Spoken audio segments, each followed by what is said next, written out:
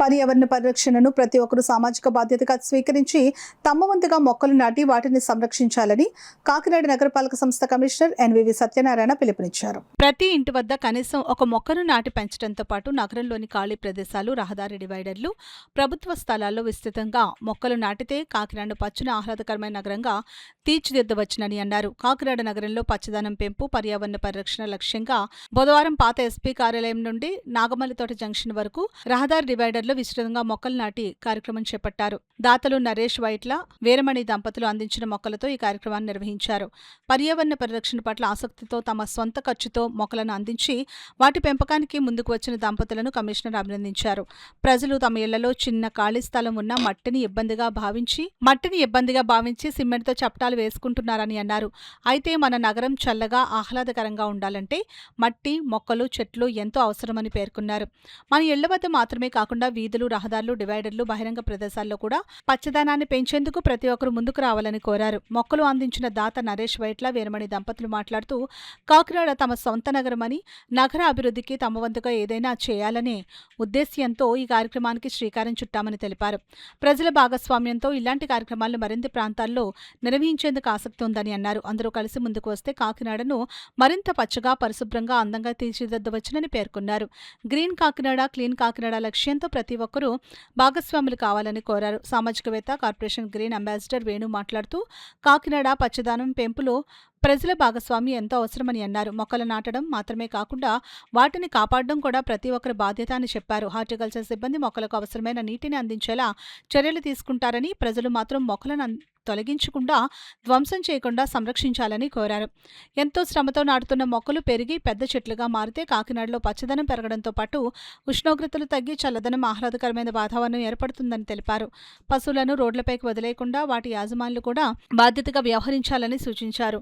కాకినాడను మరింత పచ్చగా తీర్చిదిద్దేందుకు ప్రభుత్వం, నగరపాలక సంస్థతో పాటు ప్రజలు, స్వచ్ఛంద సంస్థలు, దాతలు, పారిశ్రామిక సంస్థలు సమిష్టిగా కృషి చేయాలని వేణు పిలుపునిచ్చారు. కార్యక్రమంలో అదనపు commissioner KT Sudhakar, health officer doctor Prithvicharan, horticulture AD Srinivasarao, సిబ్బంది తదితరులు పాల్గొన్నారు. నేను ఏం చేస్తానని ఒకసారి ఆలోచించండి. సమాజానికి మీరేమి మీ వంతు కృషిగా ఒక మొక్క పాతండి. ఎవరికి వేరు దానాలు నేను చేయమనట్లే. ఒక మొక్క పాతండి మీ చేతితో. అది మీ కుటుంబానికి శ్రేయస్సు, సమాజానికి శ్రేయస్సు. మీ ఇంటికాడ పాతుకుంటే మీ ఇంటి దగ్గర మంచి ఆక్సిజన్ వస్తుంది, మీ ఆరోగ్యమే బాగుంటుంది. మరి ప్రతి ఇంటి దగ్గర ఒక మొక్క పాతుంటైతే మరి కాకినాడే సుందరవనంగా తయారవుతుంది.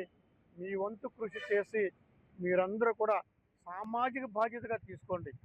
నీ కుటుంబానికి ఏం చేస్తున్నావో నాకు తెలియదు, కానీ ఒక మొక్క పాతండి. ఆ మొక్క వల్ల మీ వాళ్ళంతా ఆరోగ్యంగా ఉంటారు. ఆరోగ్యమే మహాభాగ్యం. దాన్ని అర్థం చేసుకుని మీరు ఆరోగ్యంగా ఉండాలంటే ఒకే ఒక మొక్క.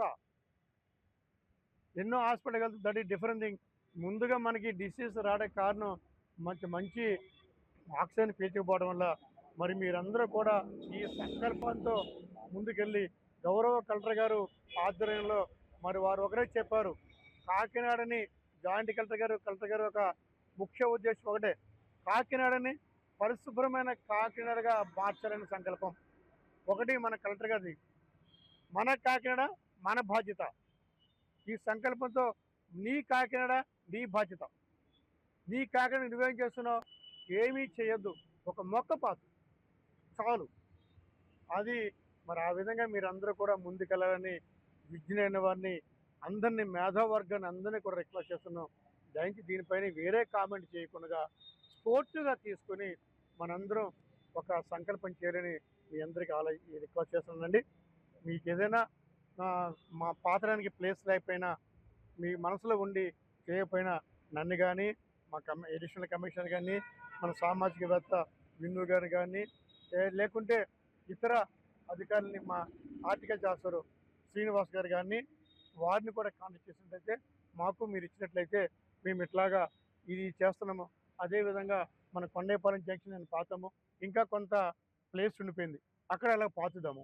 మొత్తం కాకినాడ అంతా అదేవిధంగా దుమ్ములపేట దగ్గర కానీ, మదర్ తెరిసా బొమ్మ అవతల దగ్గర ఉన్నా కానీ ఈ ఎక్కడైతే జంక్షన్స్ ఉన్నాయో అన్ని చోట్ల మొక్కలు పాద్దామండి.